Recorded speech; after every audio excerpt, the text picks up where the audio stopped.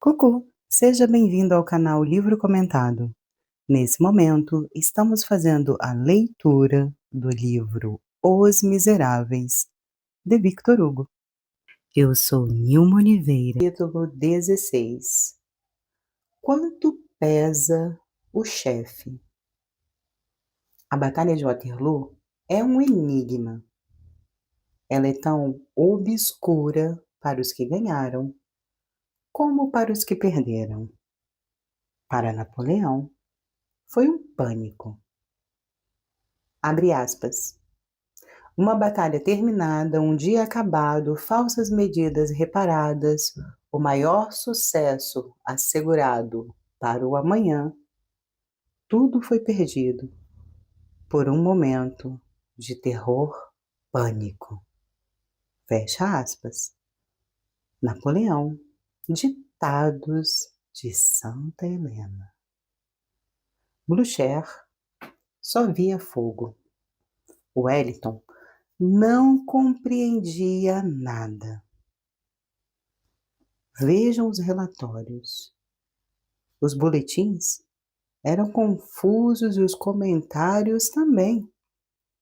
Esses daqui balbuciavam e aqueles dali gaguejavam. Jomini divide a batalha de Waterloo em 4 momentos. Muffling a corta em 3 peripécias.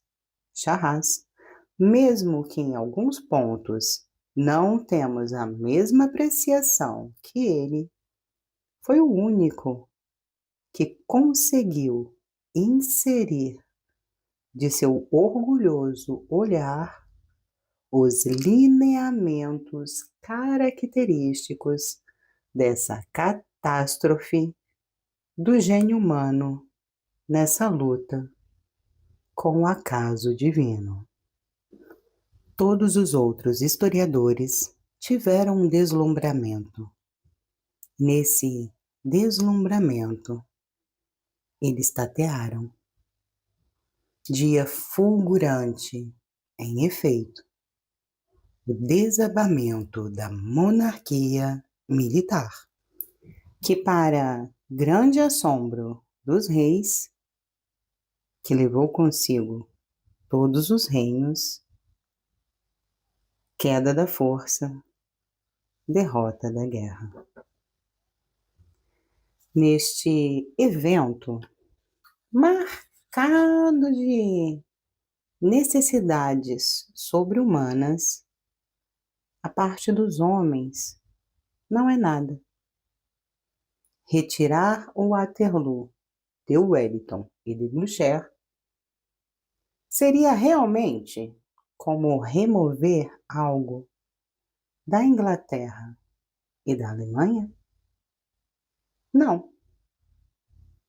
Nem essa ilustre Inglaterra, nem essa augusta Alemanha não estão em questão no problema de Waterloo. Graças ao céu, os povos são grandes fora dessa lúgubre aventura das espadas.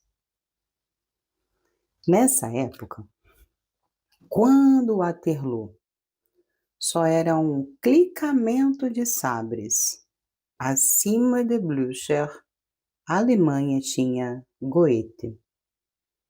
E acima de Wellington, a Inglaterra tinha Byron. Um vasto levantar de ideias é próprio do nosso século. E nessa aurora, Inglaterra e Alemanha têm seu brilho magnífico. Elas são majestuosas por sua forma de pensar. A elevação do nível que elas trouxeram à civilização as fizeram intrínsecas e vêm delas mesmas e não de um acidente.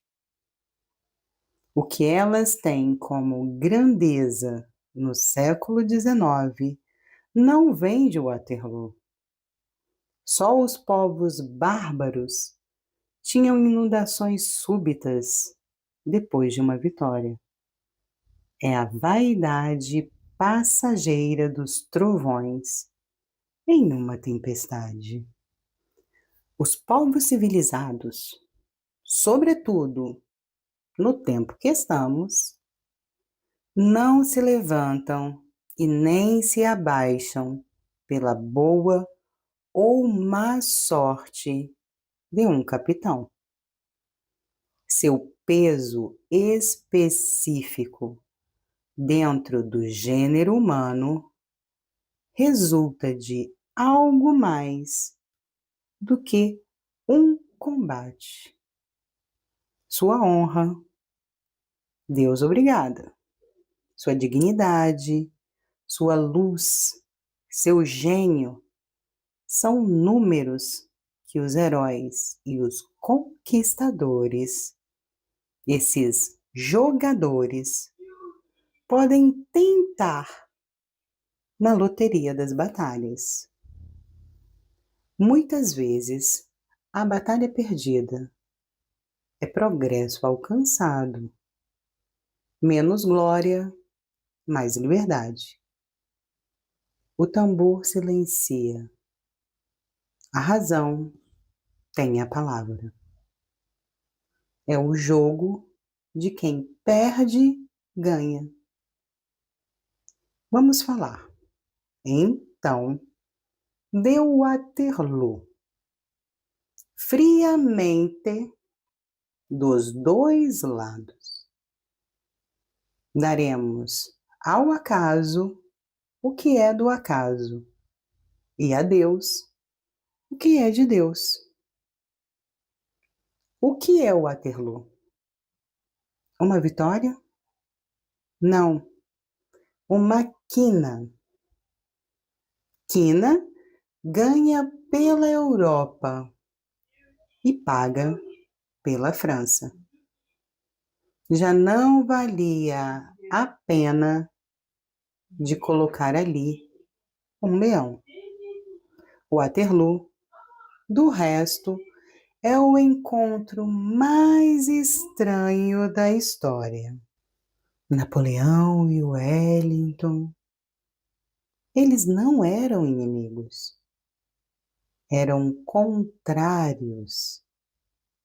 Jamais Deus, que se diverte com a antítese, não fez um emocionante contraste e uma confrontação mais extraordinária. De um lado, a precisão, a previsão, a geometria, a prudência, a retirada assegurada, as reservas prontas, o sangue frio obstinado, o método imperturbável, a estratégia que aproveita o terreno, a tática que equilibra os batalhões, a carnificina meticulosamente planejada, a guerra organizada, relógio na mão, nada deixado ao azar. A velha coragem clássica, a correção absoluta.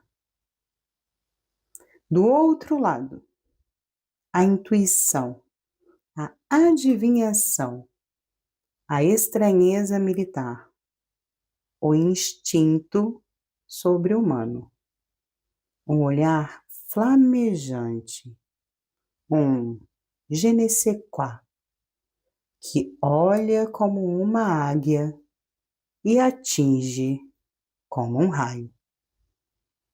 Uma arte prodigiosa dentro de uma impetuosidade desdenhosa. Todos os mistérios de uma alma profunda a associação com o destino, o rio, a planície, a floresta, a colina, somados de alguma forma, obrigados a obedecer, o déspota chegou ao ponto de tiranizar o campo de batalha. A fé na estrela misturada com a ciência estratégica, a aumentando, mas também a perturbando. Wellington era o barômetro da guerra. Napoleão era Michelangelo.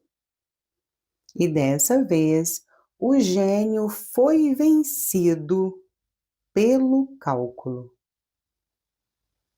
Dos dois lados, alguém era esperado. Foi o calculador exato que conseguiu. Napoleão esperava Grouchy, que não veio. Wellington esperava Blücher, que veio. Wellington é a guerra clássica, que tem sua revanche. Bonaparte, em sua aurora, o encontrou na Itália e magnificamente o abateu. A velha coruja fugiu do jovem abutre. A antiga tática não só foi atacada, mas escandalizada.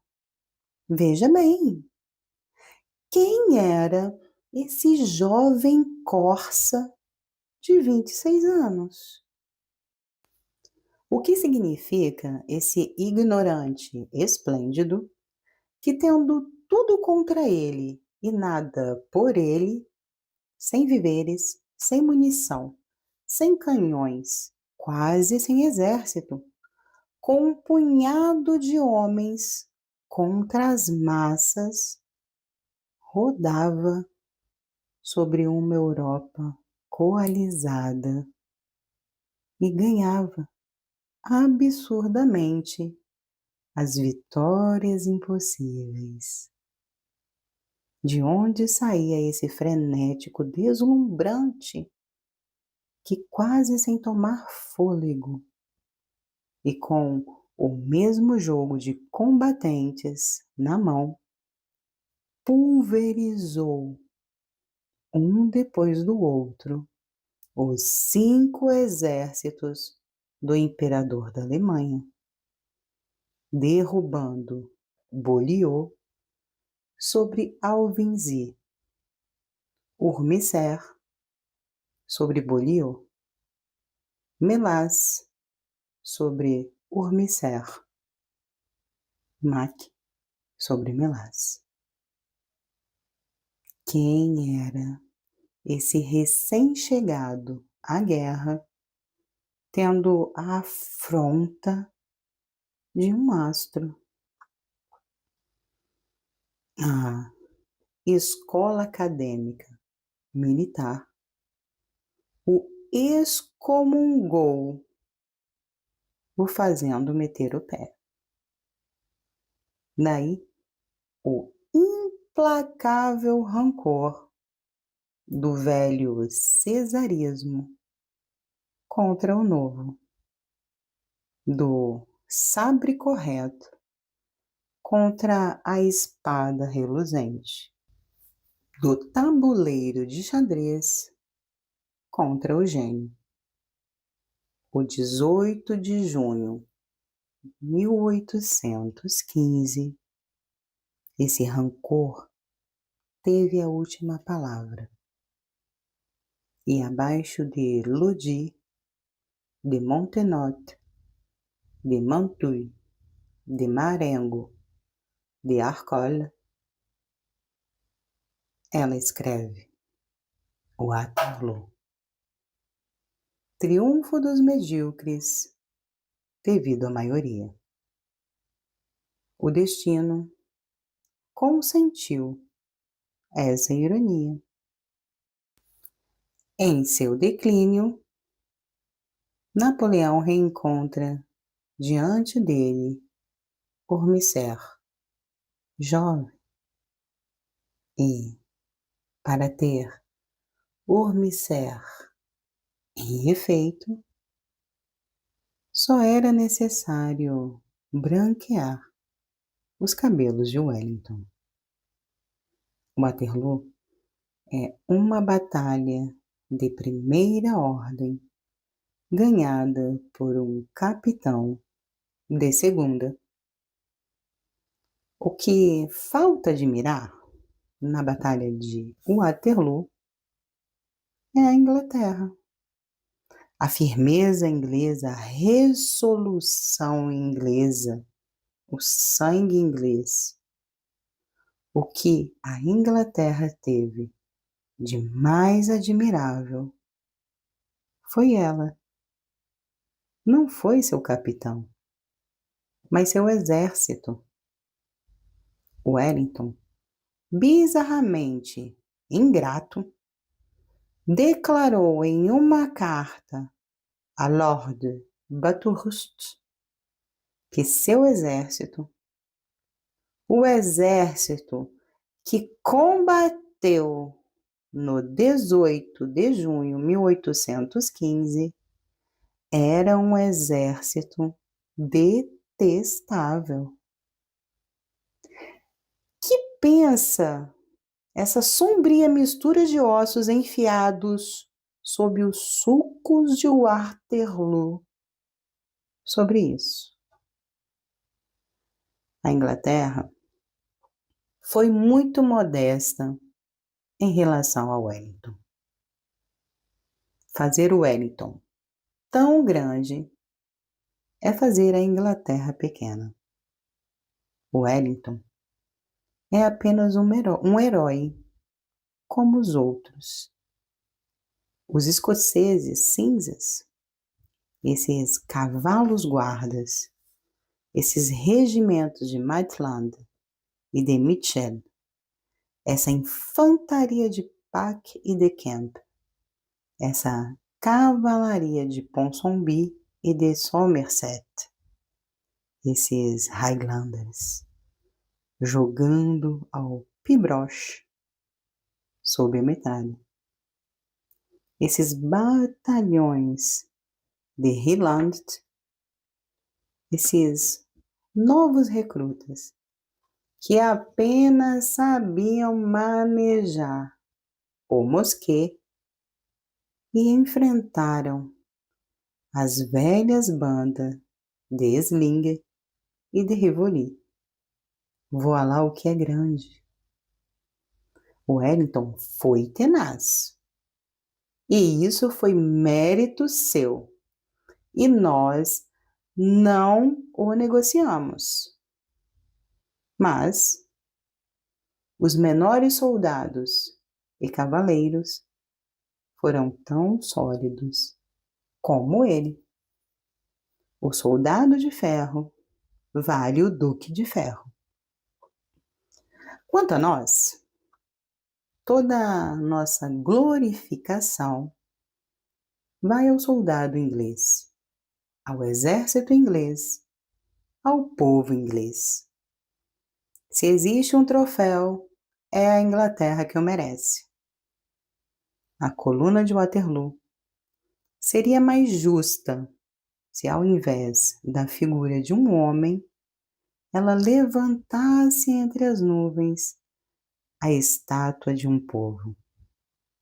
Mas essa Inglaterra vai se irritar do que escrevemos aqui. Sorry, Inglaterra. Ela ainda tem, depois de seu 1688 e do nosso 1789, a ilusão feudal. Ela acredita na hereditariedade e na hierarquia. Esse povo, que nenhum outro o depassa em poder e em glória, se estima como nação, não como povo. No entanto, como povo, ele se subordina voluntariamente e pega um lorde para os liderar. O Workman, ele deixa que o desdenhem. Quando foi soldado, ele deixou que o batessem. Nós lembramos que na batalha de Inkerman, um sargento que, ao que parece, havia salvado o regimento, não pôde ser mencionado por Lord Raglan, porque a hierarquia militar inglesa não permitia citar em um relatório nenhum herói abaixo do grau de oficial. O que nós admiramos, acima de tudo, em um encontro do tipo de Waterloo, é a prodigiosa habilidade do acaso. Chuva noturna, o muro de Hougomont, o caminho cavado de Oran, Grouchy surdo ao canhão, o guia de Napoleão que o engana, o guia de Boulogne que o esclarece. Todo esse cataclismo foi maravilhosamente conduzido. Ao total, diremos, houve a Waterloo mais massacre do que batalha.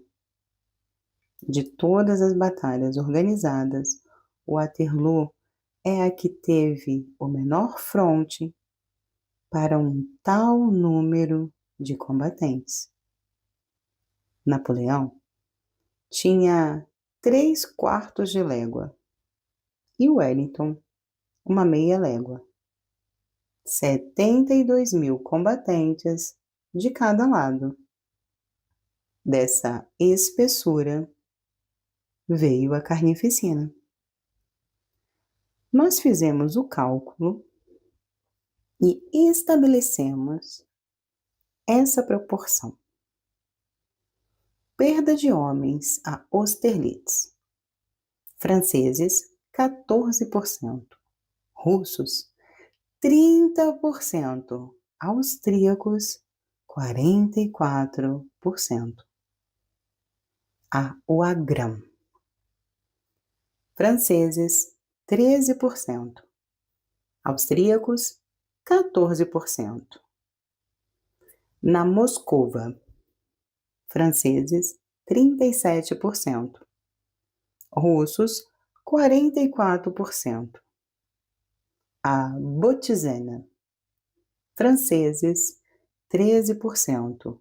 Russos e prussianos, 14%. A Waterloo, franceses, 56%. Aliados, 31%. Total para Waterloo, 41%. 144.000 combatentes é igual a 600.000 mortos. Essas cifras são do dia 6 de junho de 1861. Foram expostas no jornal L'Étoile Belge, segundo o monitor do exército francês. O campo de batalha de Waterloo, hoje, tem a calma que pertence à terra, um suporte impassível do homem e parece a qualquer outra planície que exista pelo mundo afora. Mas, à noite, portanto, uma espécie de neblina visionária exala.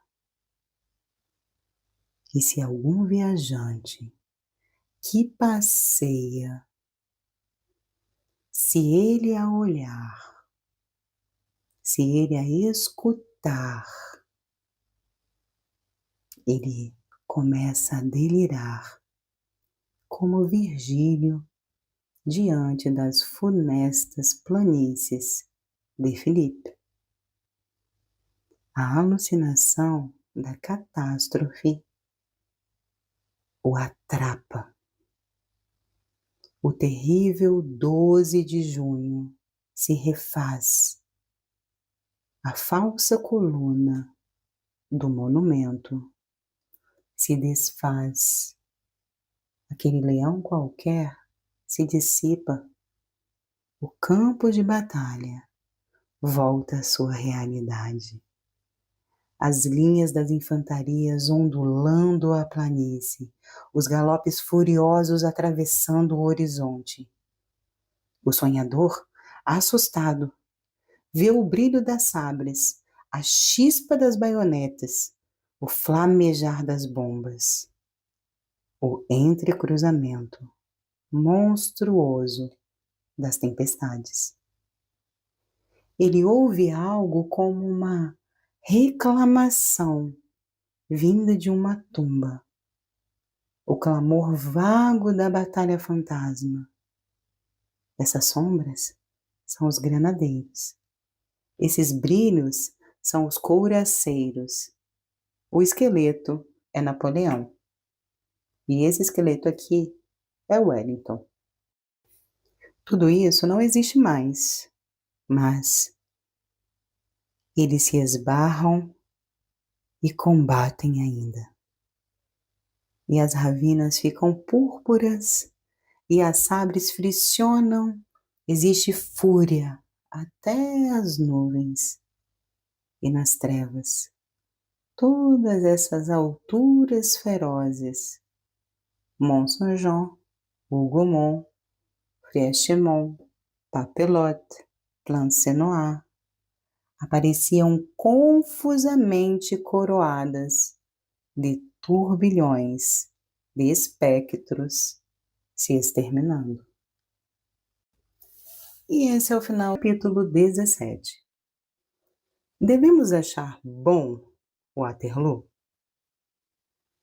Existe uma escola liberal muito respeitada que não odeia nada Waterloo. Nós não estamos com eles.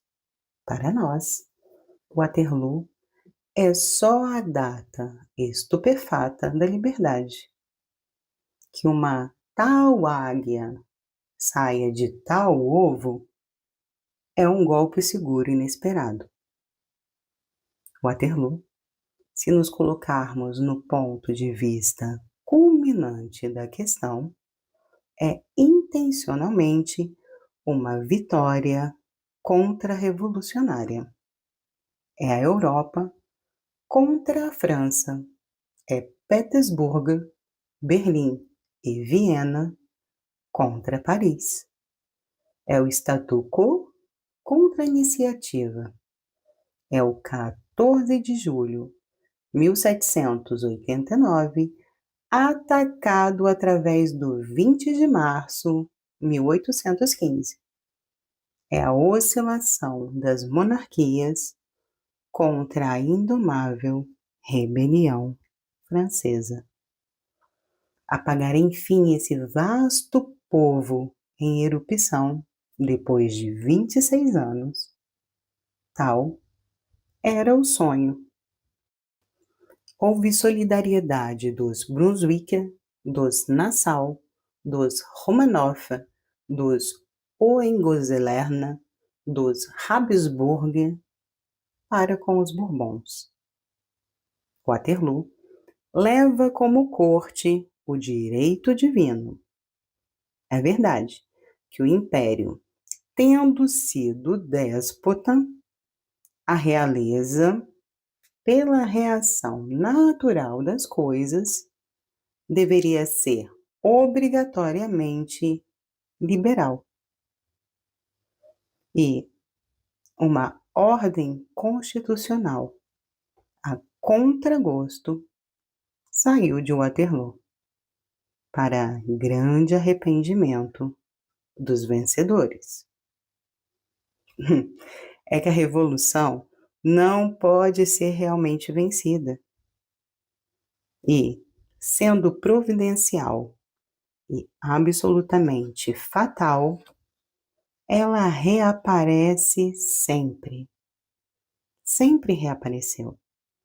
Antes de Waterloo, enquanto Bonaparte jogava no chão os velhos tronos, depois de Waterloo, e mesmo enquanto Luís XVIII concebia e recebia a Charta.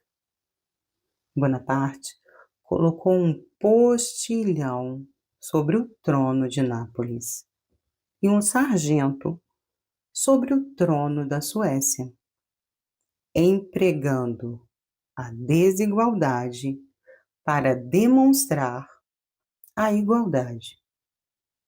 Luís XVIII, a Saint-Ouen, contrassina a Declaração dos Direitos do Homem. Vocês querem dar-se conta do que é a revolução? Chame-a progresso. E se você quiser dar-se conta do que é o progresso, chame-o amanhã. Amanhã faz irresistivelmente sua obra. E ele a faz desde hoje. Ele sempre alcança seu objetivo, estranhamente. Ele emprega Wellington para se fazer de Foix, que só era um soldado, um orador. Foix tomba a Hougoumont, mas se levanta na tribuna. Assim procede o progresso. Não existe ferramenta ruim para esse obreiro. Ele ajusta seu trabalho divino, sem se desconcertar. O homem que saltou os Alpes e o bom velho doente do Élysée. Ele se serve do enfermo como do conquistador. O conquistador ao exterior, o enfermo no interior. Waterloo, cortando pela raiz a demolição dos tronos europeus pela espada, não fez outra coisa que fazer continuar o trabalho revolucionário de outro lado. Os espadachins acabaram. Chegou a vez dos pensadores. Essa vitória sinistra foi vencida pela liberdade. Em soma e incontestavelmente, o que triunfava a Waterloo, o que sorria detrás de Wellington, o que trazia todos os bastões de Marechal da Europa, incluso, dizem, o bastão de Marechal da França, o que rolava alegremente os carrinhos de mão com terra cheia de ossos para fazerem a colina do leão, o que escreveu triunfalmente no pedestal essa data, 18 de junho de 1815. O que encorajou Blücher, cortando a derrota. O que do alto do platô pendurando-se sobre a França como sobre uma presa, era, na verdade, a Contra-Revolução. Foi a Contra-Revolução que murmurou essa palavra infame, desmembramento. Chegando a Paris, ela viu a cratera de perto. Ela sentiu que as cinzas queimavam seus pés e ela mudou de ideia. Ela voltou ao gaguejamento de uma charte. Vejamos, em Waterloo, só o que é realmente de Waterloo. A liberdade intencional e ponto. A contra-revolução é involuntariamente liberal, do mesmo que, por um fenômeno correspondente, Napoleão era involuntariamente revolucionário. O 18 de junho de 1815, Robespierre, a cavalo, foi desmontado. E esse é o final do capítulo 17. Entramos agora no capítulo 18, Ressurgimento do Direito Divino. Fim da ditadura. Todo um sistema da Europa desaba. O império entra em colapso em uma sombra que parecia aquela do mundo romano expirando. Nós revimos o abismo como no tempo dos bárbaros. Somente a bárbare de 1815, que devemos nomear com seu apelido Contra-Revolução, tinha pouco fôlego e cansou-se rápido e ficou curta. O império, confessemos, foi chorado, e chorado por olhos heróicos.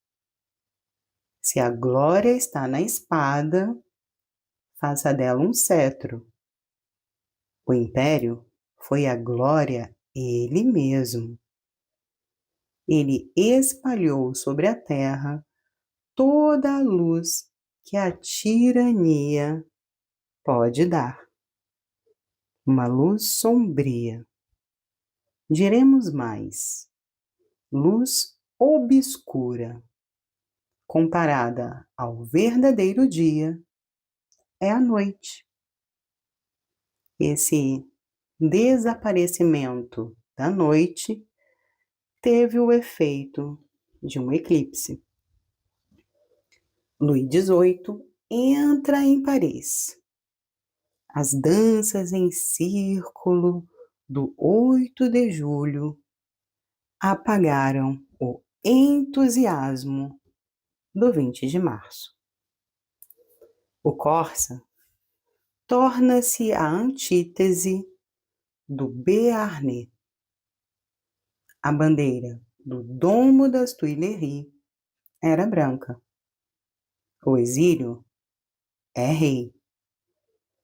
A mesa de pinheiro de Artwell toma o lugar diante do sofá flordelizado de Luís XIV. Nós falamos de Bovina e de Fontenoy. No passado, Austerlitz envelheceu. O altar e o trono confraternizavam majestuosamente. A Europa pega o cocar branco.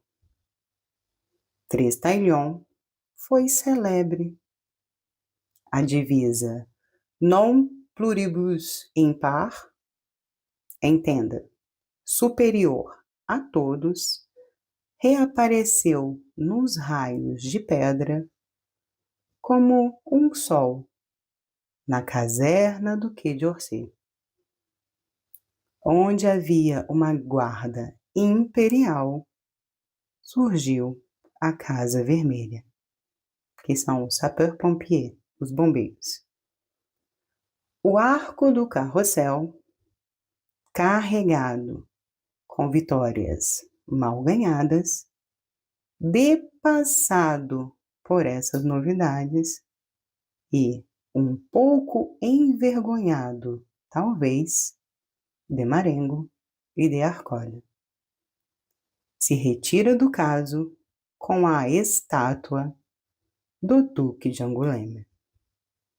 O cemitério da Madeleine, formidável fossa comunitária de 93, se cobre de mármore e jaspe. Os ossos de Louis César e Marie Antoniette estão nessa poeira. Nessa fossa de Vincennes, um cipo sepulcral saindo da terra recorda que o Duque de Enghien foi morto no mesmo mês que Napoleão foi coroado.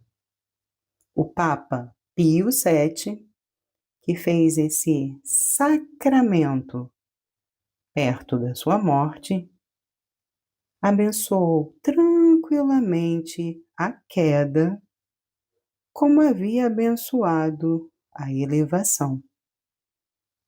Havia Escoimbron, uma pequena sombra de 4 anos de idade, que foi sedicioso chamar o rei de Roma.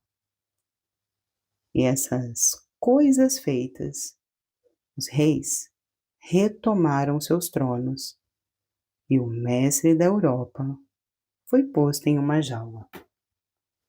E o antigo regime passou a ser o novo, e toda luz e toda sombra da terra mudaram de lugar, porque uma tarde de um dia de verão, um pastor de ovelhas disse a um prussiano dentro de um bosque: passe por aqui e não por ali. Esse 1815 foi um tipo de abril lúgubre. As velhas realidades insalubres e venenosas se cobriam de uma aparência nova. A mentira casa-se com 1789. O direito divino se mascara em Chartres. As ficções viram constituições. Os pré-julgamentos e os fundos de pensamento, com o artículo 14 no coração, se envernizaram de liberalismo. Mudança de pele das serpentes. O homem foi ao mesmo tempo engrandecido e rebaixado por Napoleão. O ideal, sob esse reino de matéria esplêndida, recebeu o nome estranho de ideologia. Grave imprudência de um grande homem tornar em escárnio o futuro. Os povos, no entanto, essa carne a canhão tão amorosa do canhoneiro, os buscam com os olhos. Onde ele está? O que ele está fazendo? Napoleão está morto, dizia um passante a um inválido de Marengo e de Waterloo. Ele está morto? Grita o soldado inválido. Você o conhece bem. As imaginações desafiavam esse homem enterrado. O fundo da Europa, depois de Waterloo, foi tenebroso. Alguma coisa de enorme ficou vazia pelo desaparecimento de Napoleão. Os reis se olhavam nesse vazio. A velha Europa aproveita para se reformar. Houve uma santa aliança, onde antes era velha aliança. Era como dizer, em avanço, o campo de batalha de Waterloo. Em presença e em face dessa antiga Europa refeita, os lineamentos de uma nova França começaram também. O futuro, provocado pelo imperador, fez a sua entrada. Ele tinha na fronte a estrela da liberdade, os olhos ardentes da jovem geração voltaram-se para ele. Coisa singular. Nós nos apaixonamos ao mesmo tempo por esse futuro, liberdade, e por esse passado, Napoleão. A derrota fez crescer o vencido. Bonaparte, tombado, parecia maior do que Napoleão de pé. Os que triunfaram tiveram medo. A Inglaterra se protegia com Hudson Lowe e a França o fez vigiar por Montchenu. Seus braços cruzados eram a inquietude dos tronos. Alexandre o nomeava minha insônia. Esse pavor vinha da quantidade de revolução que havia nele. É isso que explica e desculpa o liberalismo bonapartista. Esse fantasma fazia tremer o velho mundo. Os reis reinavam incomodados com o rochedo de Santa Helena no horizonte. Durante o tempo que Napoleão agonizava a Longwood, os 60.000 homens tombados no campo de Waterloo apodreciam tranquilamente. E uma parte dessa paz se expande dentro do mundo. O Congresso de Viena fez os tratados de 1815 e a Europa chamou isso de restauração. Vá lá, o que é Waterloo? Mas o que importa o infinito?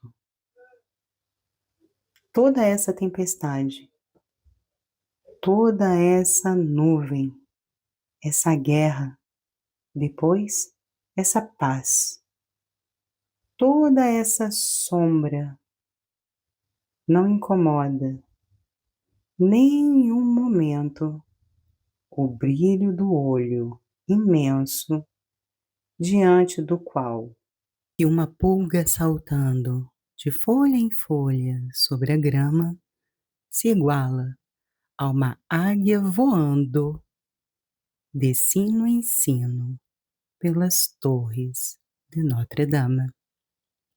E esse é o final dos nossos capítulos de hoje. Grande beijo Nos vemos amanhã.